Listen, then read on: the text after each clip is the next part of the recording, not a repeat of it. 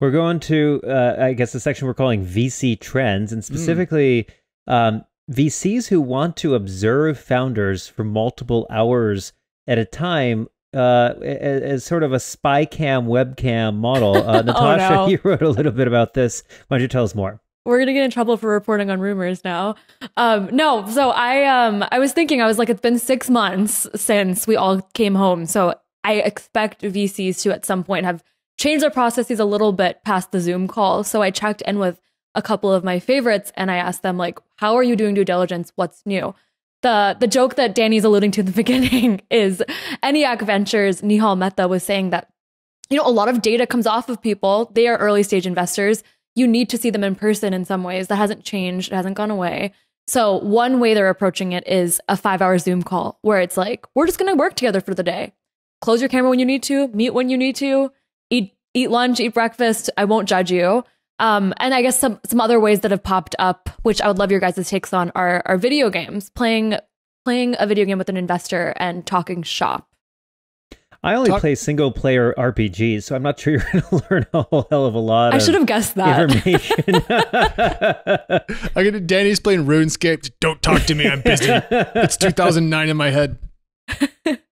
No, but I mean, I'm curious. I mean, I'm sure the VCs tuning in can correct or add to the story, but about like 500, 600 people are signed up onto this place called Matchbox.vc, and it connects you over a game of Fortnite. They're working with creating like a founding team right now. Bunch of other platforms in my DMs since I posted the story also doing the same thing, because the thing that's happening, I'm noticing from emotional side, is like, we used to be vulnerable on Zoom.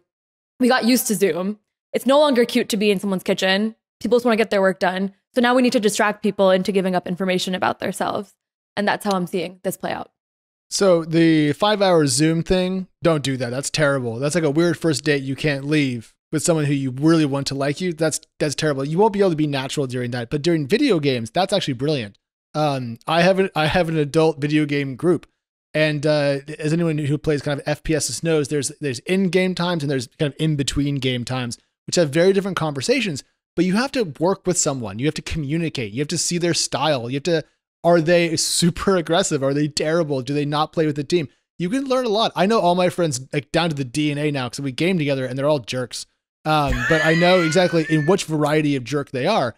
And to be clear, me too. And so I think that's quite illustrative, actually. I like that. I guess like my only red flag and the reason why I'm kind of pro 5-hour Zoom calls is like, it seems more inclusive to me than a video game. Like, I don't know. I just imagine having kids running around is not easy to play a video game. I don't have kids, so maybe your kids are well behaved enough for that. But or have the kids play the game themselves. Show that you're willing to outsource key elements of your company. Show that you're hustling.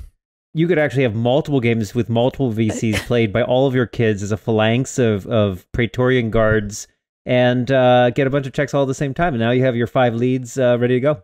And ideally, that's where we nip that in the bud. Natasha, back to the topic though. Ideally, but no, I mean, okay, my red flag goes up because I think, of course, women play video games, but diversity is a problem on Matchbox.vc. Diversity is a problem on a lot of these platforms.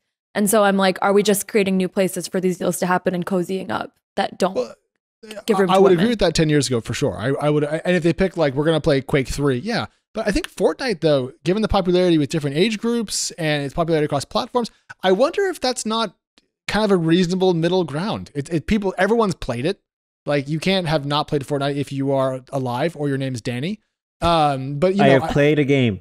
See, as of 3 weeks ago, I have played my first Fortnite game. I created an account. I think that's it. I will say it's like using Instagram for the first time or Snapchat.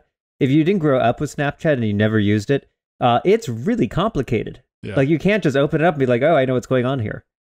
Yeah, no, it's like playing Destiny for the first time. But bringing this back to VC and not video games, Natasha, how does the late stage, early stage play off different here? Because I feel like the late stage investors are more numerical based and early stage are probably more personality based. Yeah, I mean, on one end, late stage is easier because, like you said, the numbers speak for themselves, but the checks are bigger. And so I just can't imagine someone wiring like tens of millions without ever meeting in person. Late stage VCs I've talked to have said that is something that they're still trying to get over. They're doing it, but they're trying to get over it in some way. And with early stage, the investors I talk to who are really focused on like beating out, I guess, the newer up and coming VCs. The way they're winning those deals right now is by going for socially distant walks. And so I still think remote investing is like, maybe is fine with Andreessen Horowitz, but probably not fine for the new era of operators turned VCs. Okay, let's put a pin in that. We're going to come back to that, I'm sure, as the pandemic continues.